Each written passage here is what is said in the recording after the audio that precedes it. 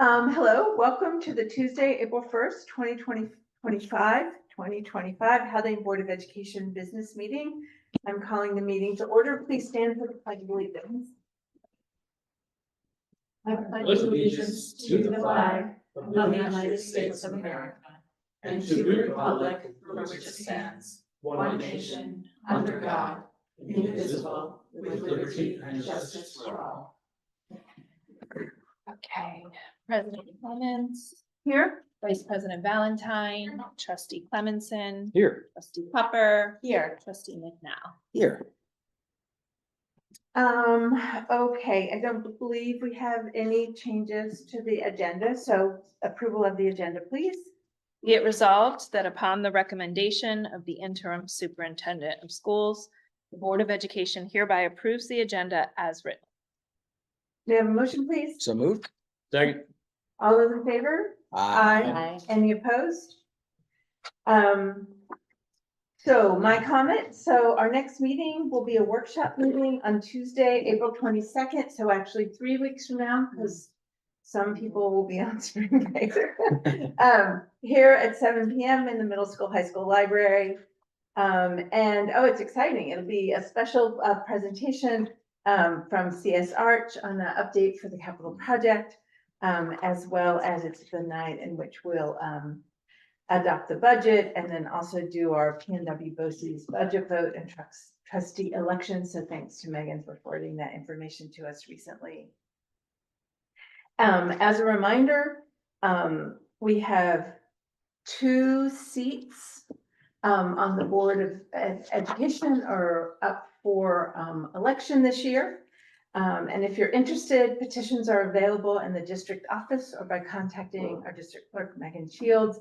They'll be due back in the district office no later than 3 p.m. on Monday, April 21st, 2025. So time is ticking. And as always, the board is, everyone on the board would be happy to talk to anybody interested in running. And then a reminder that our annual district meeting will be on Tuesday, May 20th, 2025, for these 2 3-year terms. I have just a couple of comments. Another spectacular issue of Haldane Horizons arrived in at least my inbox this month. That always reminds us all the great things going on. And I'm sure others may talk about this as well, but my husband and I went to go see Into the Woods over the weekend, and it's a joke in my family that I'm personally not a huge musical fan, but I was been singing. It was so good, and I have literally gone to Spotify and listened to the soundtrack. So I thought it was really very moving and very impressive. So yeah, it was really pretty fantastic. And I know Sean was one of the people especially thanked in the program. So that's great. They're lucky to. So. Thank you, Sean. All right, really, that's all I have. Mr. Albano? Okay, just a few quick updates. First, the state budget, it was postponed. Oh. So they're still working through some financial legislative issues. So it's only a 2-day extension. So I'm hopeful, in past years, I think last year, Catherine, correct me if I'm wrong, I believe it was mid to late April. They did a few extensions. The year before it went a little longer, but it was a much more complicated budget. I think early May it got approved.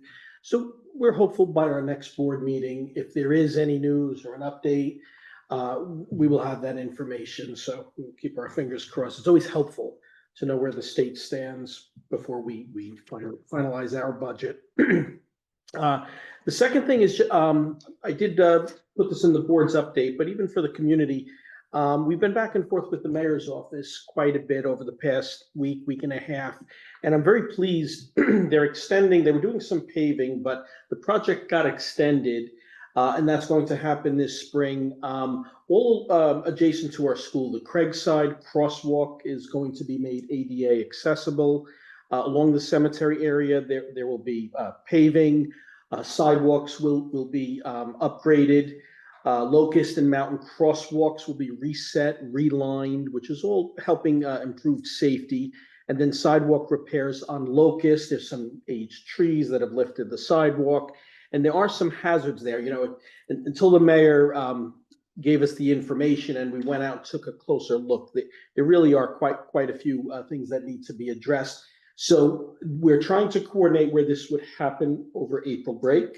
That's not a guarantee, but it would be helpful just, with school traffic to try to do it on a vacation. If it happens later and we need to notify parents, certainly we will, if there's any rerouting of traffic, but that is a real positive. Additionally, the mayor is, and the village is pursuing a $2.9 million federal grant through Senators Gillibrand and Senator Schumer's office. And this is for a bigger traffic study and safety project, really 301 and 9D, in anticipation of the Fjord Trail traffic increase. And this is more for engineering, crosswalks, trying to slow down traffic.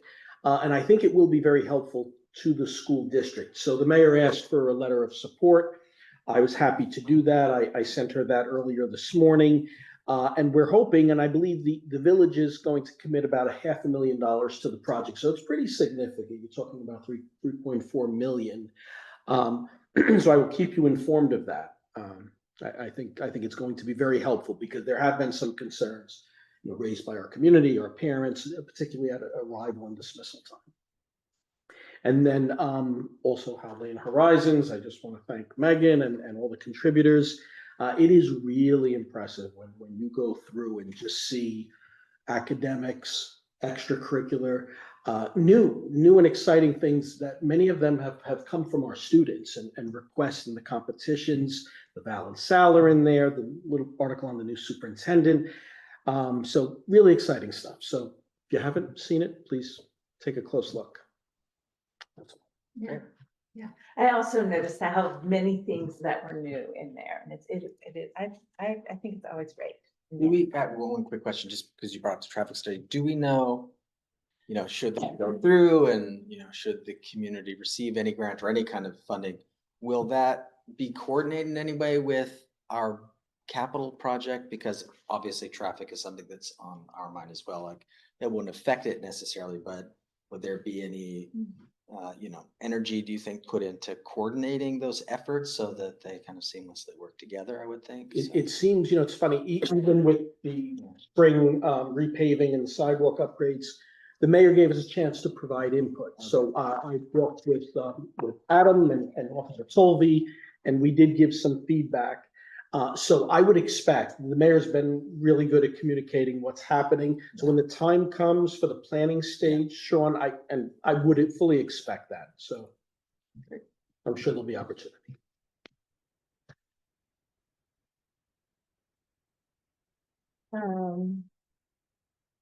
All right, so our special presentation of the 25-26 budget.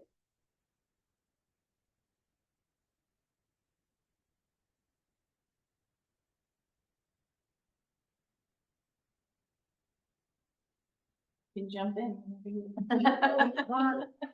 Each part is yours. Okay, so we're now back to, we have our budget relatively set, barring any changes to the state aid or the state budget. So we're just gonna kind of go through what you expect to see this time of year. Once again, we're just showing what our budget priority funding were for this year, the additions that we have added to the budget, which we've been talking about for weeks. So I'll just quickly show them again. And then we get into the meat of it. The revenue summary, it is a 2.8% increase in our tax levy. It is a 1.04% decrease in state aid at this point. Again, we won't really know for sure until we get the final budget runs, which would be great if we can get them this week. We have a large increase, 32% in our other revenue. That is primarily driven by the fact that we've been so conservative on our interest income over the past few years, and we're taking that into account for 25-26, as well as increased tuition revenue from the numbers that are coming in from Garrison and St. Basil's. And then we're continuing to use our standard $645,000 of appropriated fund balance and $250,000 of potential use of retirement reserves if needed to close any budget gaps. And then we have come to the time of year where the budget needs to be broken down into the three-part summary. So it's broken down first by our administrative component. And as you'll see on the left, that includes our Board of Education expenses, superintendent expenses, financial expenses, staff, not including maintenance and facility or our programmatic staff like teaching and extracurricular, as well as some special items, which are primarily, how do I explain that? I'm sorry, I should have had that like written down, but it is our legal expenses, our insurance expenses, things like that. And then just the cost of administration and related employee benefits. And as you'll see over the past few years, as we look at our actuals, it comes in somewhere in the 11 to 12%. We usually budget just about 12%, and our projected for this year is coming in at our standard 11.84%. The things that were popping out at me as I looked at it is our Board of Education expense is a little over budget this year, but that is because it includes the expenses that took place because we did a referendum vote. So the cost of the voting equipment and things like that, the bold equipment for the signature polling books. And we also have an increase in special items, which was primarily because our insurance premiums were higher than anticipated. We didn't get our final numbers until after the budget was set last year. And so that category will likely be a little over budget this year. We then break it down into our capital component. So this is our operations and maintenance staff and their related employee benefits. And it is also debt service for the entire district, as well as inter-fund transfers that are for specifically capital. As you'll see, and you'll remember from last year, we were not able to make any transfers into our capital account last year. We are hoping to fix that with one of our propositions this year. And I have put in the same, I look at the bottom as our percentage of our total budget of capital. It had been trending to 14, 15, maybe 16%, and it is a little lower, but again, you'll see that's primarily because of the inter-fund transfers not being put into last year's budget. But it looks like we're coming in relatively on budget and as expected. So I have a question that feels so naive, given no one ever put on the board, but I'm gonna ask it anyway. So this is really, so the actual for 21, 22, 22, 23, et cetera, that is literally at the end of the year when you've taken anything over the 4% and put it into, Well, our actual is our actual. it's our actual expenditures for those given years. Yeah, and that's why there would be capital funds, there would be a transfer of funds into the capital reserve. Correct. Right, that makes a lot of sense. Mhm. Okay, I don't think I've ever gotten that. Okay, Okay. thanks. And they will be updated. They get updated after the close of the fiscal year each year. Right, yes, yeah, And so even projected is hard to do at this point because we don't know where exactly. we'll end at the end of the year. Right, okay. And then our final component is our program component. So that is our regular school teaching, our special services programs, our instructional media, our pupil services, which includes our guidance department, our health services department, social work and athletics, transportation of our students. And this inter-fund transfers are our reserves that we use to fund the cafeteria, as well as if we did any debt service, but it's primarily for the cafeteria. And then again, related employee benefits. And how I do related employee benefits is I take the sum total of the benefit expense for the year, and it is allocated based on number of employees in each of the components. And we tend to be about 70% going, gradually getting higher each year. Our budget for last year was just about 75%. I'm projecting we're coming in about 72% of our budget is for our program component. And it continues to grow a little bit for next year. Next year, it's primarily due to the increase in special education funding that we have put into our budget as a priority. It makes sense that we want these components to stay relatively stable, right? But I mean, if you're the trend we're seeing here, which is a trend upward in the program component, that is, if you'd want to see a real upward trend anywhere, That's where I think most people would expect it would do, yeah. The most good for the students would be in this component.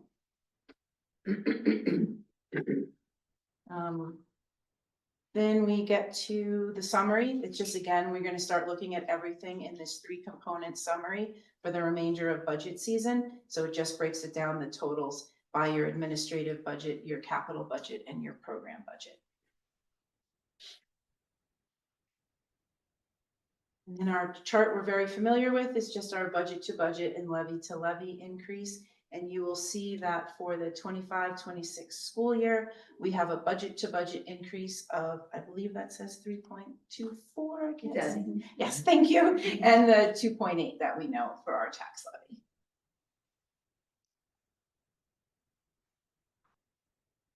And just another reminder of the propositions that we're voting on in May. We have Proposition 1, which will be our school budget of just over $30 million. Our tax neutral Proposition 2 for a 165 passenger school bus. Proposition 3, again, tax neutral. That is our change to our capital reserve fund to extend the duration for 10 additional years and increase our allowable balance from the 1 million that we have used to now being able to save 3 million in it. We have 2 3-year terms up for trustee seats. And again, Proposition 4, which is not impacted by the school district, but we have to do legally, is the increase in the Butterfield Library that they spoke to you about at the last meeting. And we did start our tax impact calculations, and based on a tax levy increase of 2.8%, you can see with the chart, it starts at about $118 for a home value of $300. If we look at just some numbers, a $500,000 home, $197,000, and then all the way up to anyone who has a house of $1,393,000. So that shows the annual tax increase.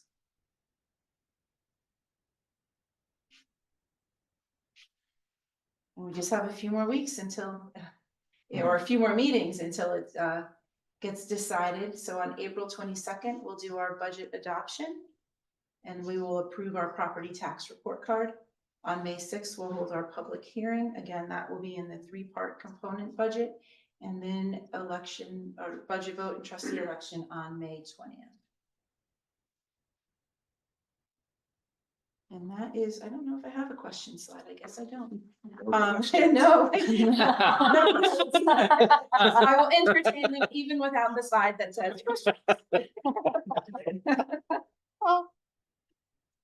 I was writing a note when you addressed this, but I think you said that the increase in people transportation had to do with it.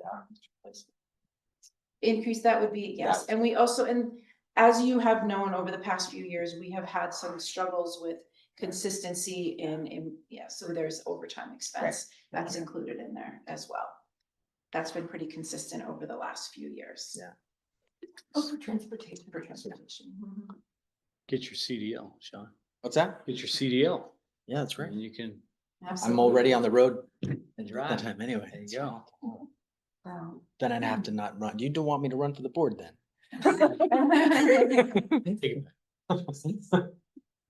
But any questions on the budget components?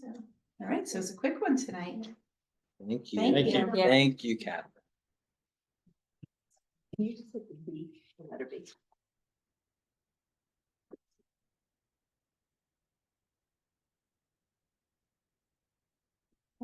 So we're now at the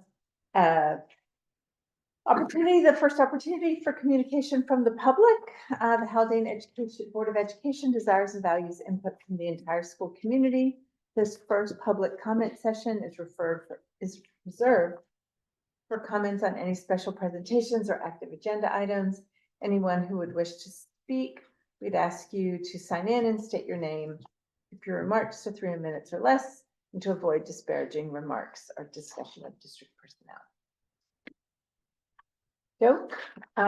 Next we have, the board had on our agenda, information report, so the financial documents that we'll be approving at our next business meeting, so there's our information. And then, next is moving into our consent agendas. The first is the consent agenda minutes for our March 18th meeting. May I have a motion, please? So moved. Second. All those in favor? Aye. Any opposed? Next is the consent agenda financial. May I have a motion, please? So moved. Second. All those in favor? Aye. Aye. Any opposed? And next is consent agenda personnel. May I have a motion, please? So moved. Second. I just want to note that we have the resignation, for official resignation for Dr. Christian, who notified the community last week, I guess, Mhm. that she was taking another position, and so we want to thank her for her service and wish her well. I think that's really the only thing you want me to note. All those in favor? Aye. Aye. Aye. Any opposed?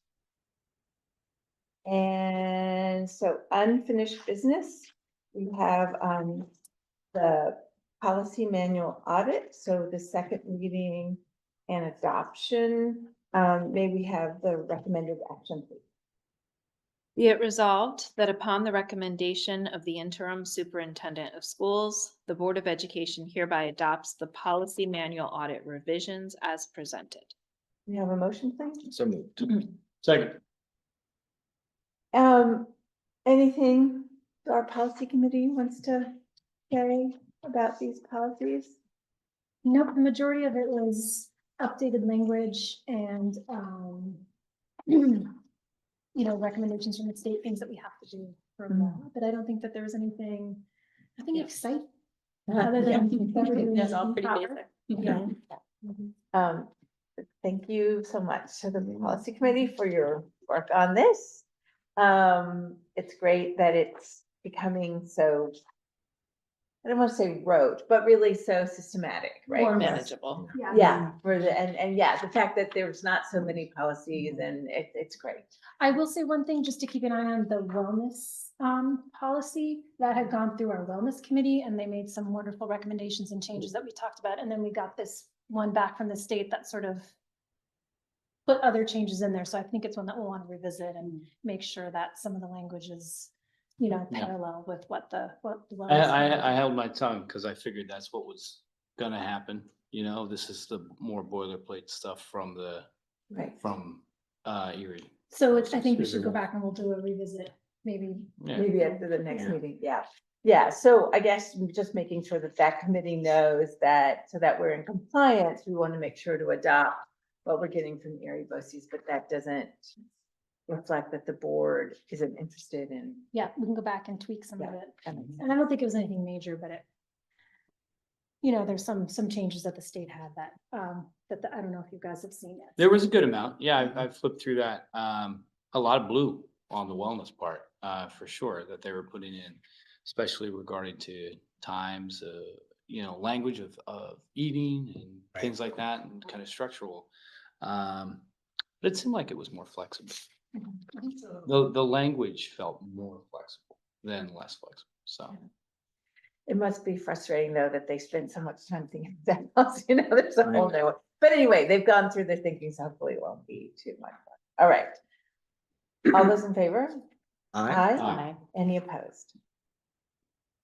Moving on to new business, we have the CIP recommendation. May you have the recommended action, please? Be it resolved that upon the recommendation of the interim superintendent of schools, the Board of Education hereby approves the recommendations of the committees on special education and preschool special education as presented. May I have a motion, please? So moved? Second. All those in favor? Aye. Any opposed?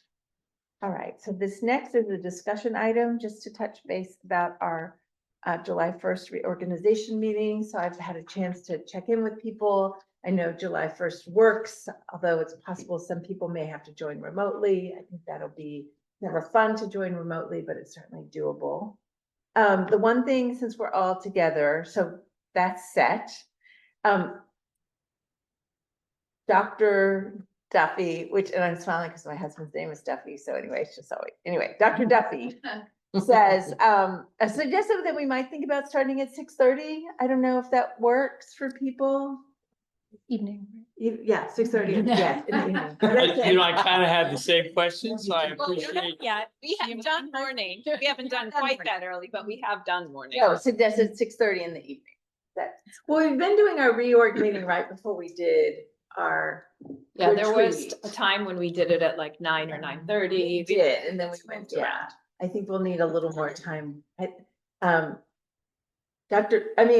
think the fact that we can even have our reorg meeting on the new superintendent's first day really speaks to her commitment to beginning the transition process well before July 1st. Because Yeah. at first I contacted her and I was like, well, there's no way we're gonna do it on July 1st. And she was like, she really thought that she could do that. And plus I know that Mr. Albano and Megan will put a lot of work into the agenda. So anyway, 6:30 Great. on July 1st, it'll be Okay. the first day. And, okay. So next is, an approval of the agreement between the Haldane Central School District and St. Basil Academy for the administration of the SAT and AP exams for this year, I guess. Okay, maybe we have the recommended action, please. Can I just ask, is this instead of the rec or in addition to the rec? This is instead.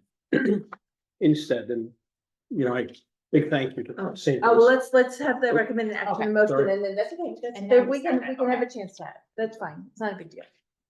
Be it resolved that upon the recommendation of the interim superintendent of schools, the Board of Education hereby approves the agreement between the Haldane Central School District and the St. Basil Academy for the administration of the SAT and advanced placement examinations for 2025 and authorizes the board president to sign the agreement on behalf of the district. You have a motion, please? So moved? Second.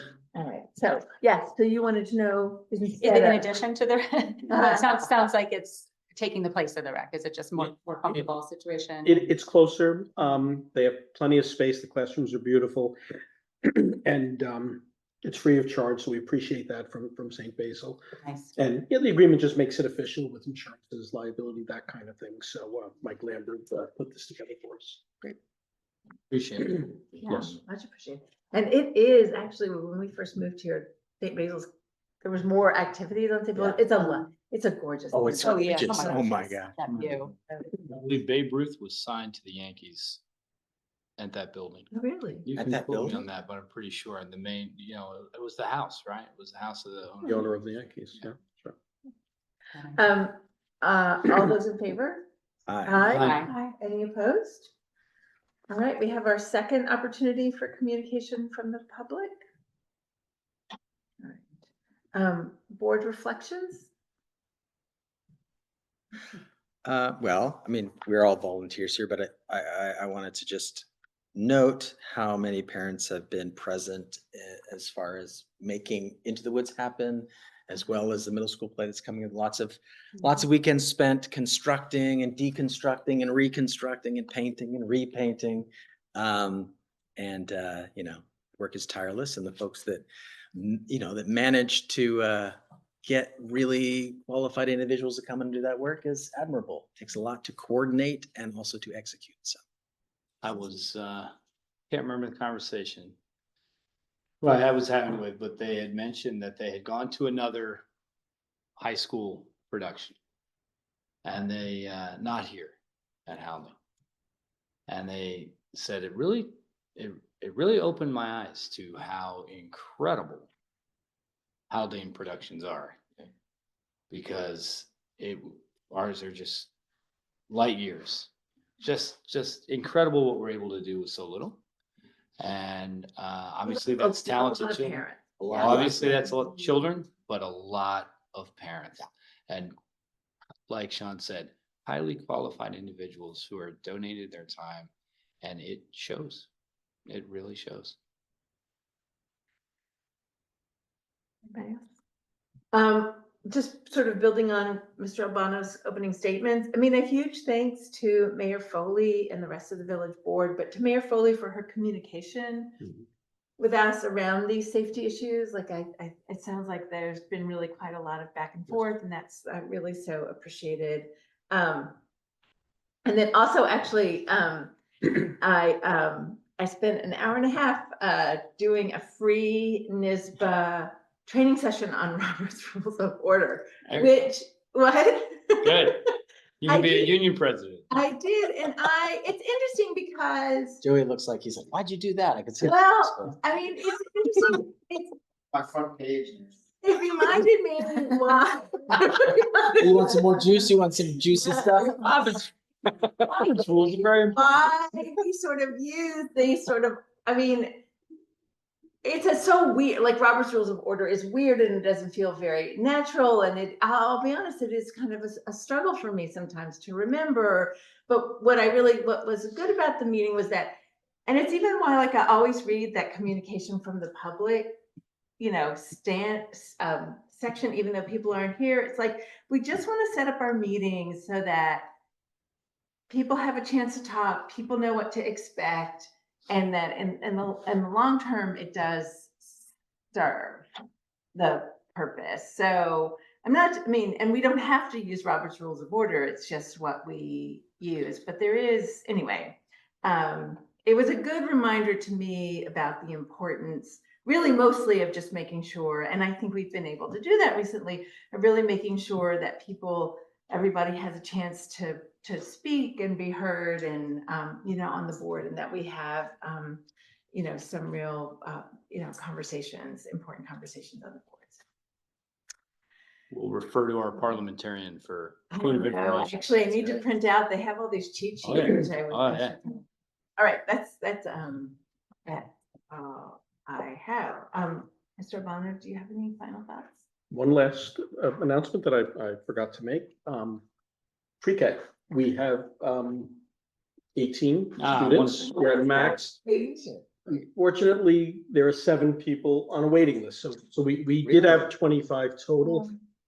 People signed up at the very last minute. Like 5 last night, I think. So Ms. Gammon performed the lottery today, a random lottery. Parents were notified, those on the waiting list are notified. But it's exciting to have a full class in year 1. But it's also so upsetting to have a waiting list too, so. But I'm gonna remain hopeful because, remember the Assembly and the Senate are making a push to increase that per pupil.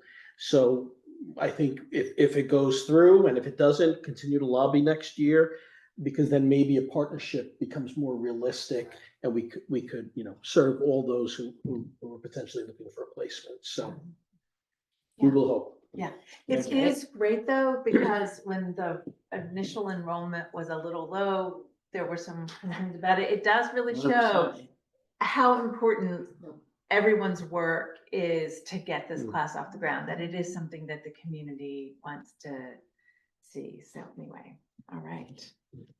Well, that's great news. Yes, it is. All right, so the board is going to convene into a brief executive session to discuss the employment. Actually, I don't have the exact right language, but basically the employment history of an individual. And we won't be making any taking any votes or anything, and we'll adjourn from executive session. So I move to adjourn into executive session. May I have a second, please? Second. All those in favor? Aye. All right, thanks. You.